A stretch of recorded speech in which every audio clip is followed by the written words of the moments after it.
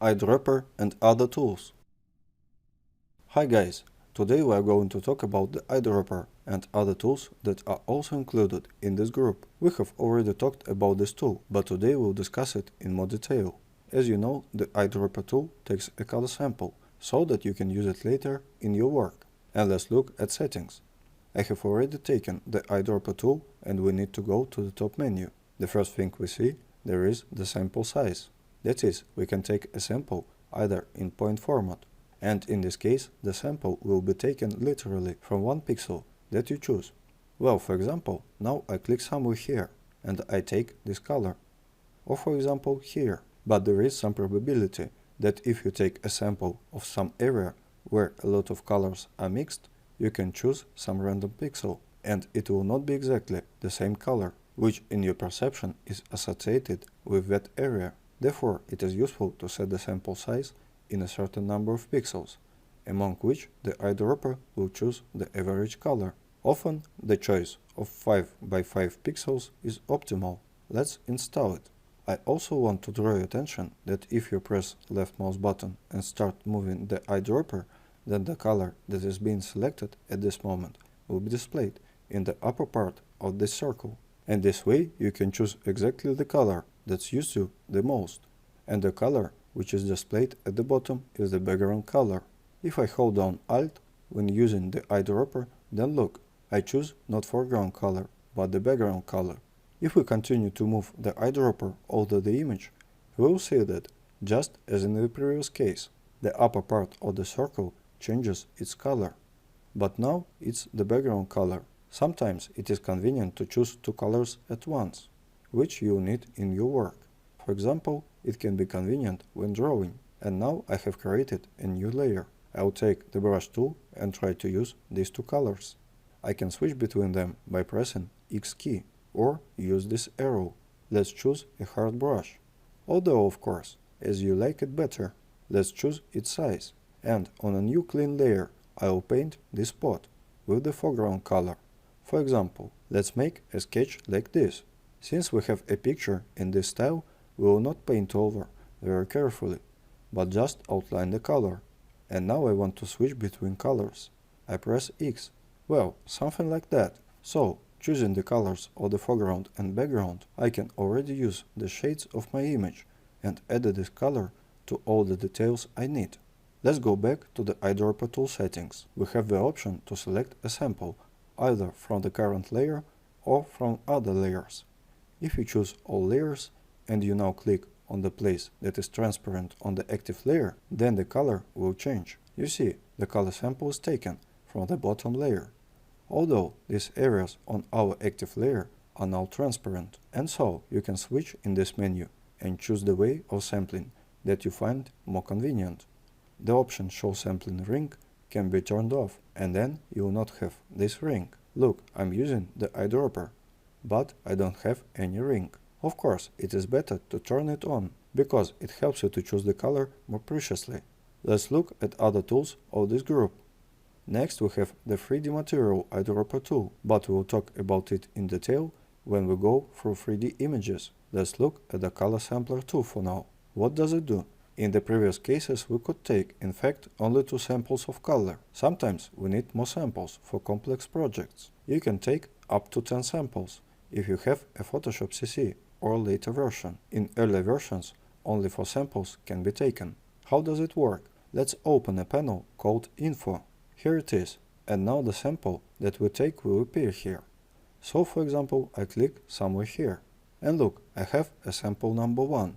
And the numbers that correspond to this color of the RGB color model are already installed here, because it's active right now. We take the 2nd, 3rd, 4th, 5th, 6th, 7th, and so on. I have 10 colors. That's it. It is no longer possible to take more than 10. And how can this be useful to me? Well, first of all, we can click on this arrow and choose which color model we want to use instead of the RGB color model. For example, I can choose SMYK. Now it is SMYK. For example, I want to find an analog of this color in the SMYK color model. If I am doing some kind of work that will be in the SMYK model and it will be printed, I need an exact sample, that exactly the analog of this color. Then there are the values of the SMYK color model. Go back to RGB and move on. And look, we can move these samples here. And at the same time, data on these colors is changing. So for example, now I have taken mesh number 5, and my values were changing just opposite this standard. As soon as I let it go, these numbers change in the window 5. That is, I can rearrange them somehow. I can also click the right mouse button. And also I can right click and delete. So I deleted this sample. At the same time, of course, the numbering has shifted. Well, let's see how I can use it specifically. For example, I'm interested in the color that I have. Well, let's choose number 2. Here are the color values. And I want to reproduce this color. The color panel opens. And we said, okay, this color has become my foreground color. And I can use it to paint something else. So let's move on to this layer. Maybe this is not the best choice, but let it be so. Of course, I would like there to be a lighter color.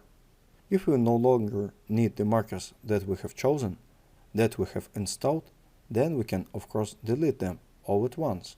If we select delete in the top menu, delete it, and we can create new values of color standards and use them in our work. The next tool in this group is the ruler tool, which we can use to measure various lengths and angles.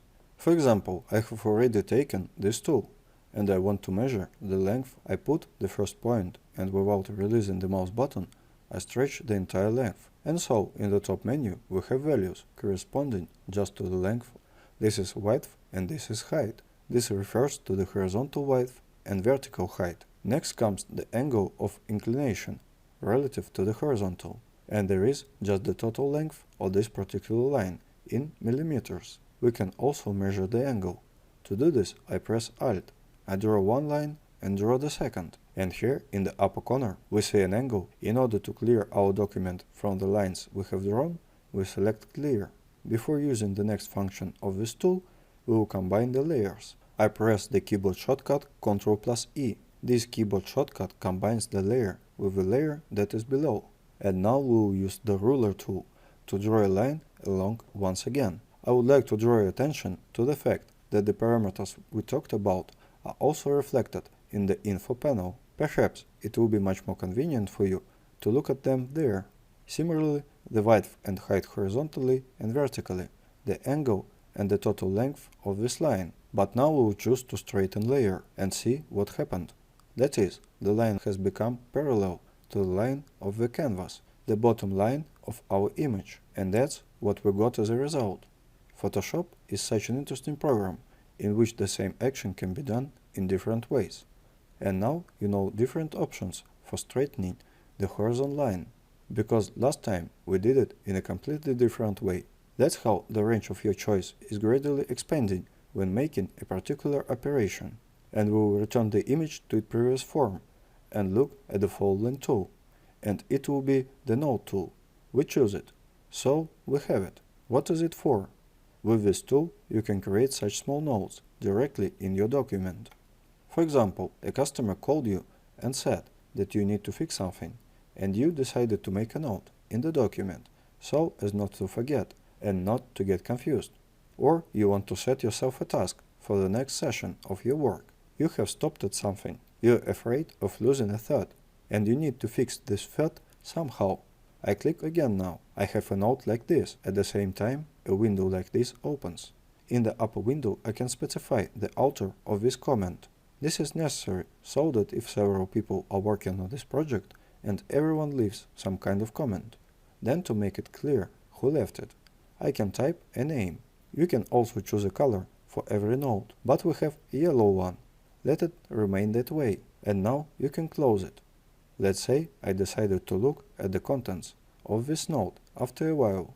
I click on it and click here. There may be several notes. I create another one. We can select and choose the one that we need right now. If you right click, you can delete either a separate comment after completing the task or delete all comments. I will delete one comment. And if you need to delete everything, you can also use the buttons in the top menu and delete everything. The next tool that we will look at is the count tool. This is a very simple tool that allows you to count some objects in your image. For example, you may have some kind of complex architectural structure and you need to count some elements, so as not to keep all these numbers in mind.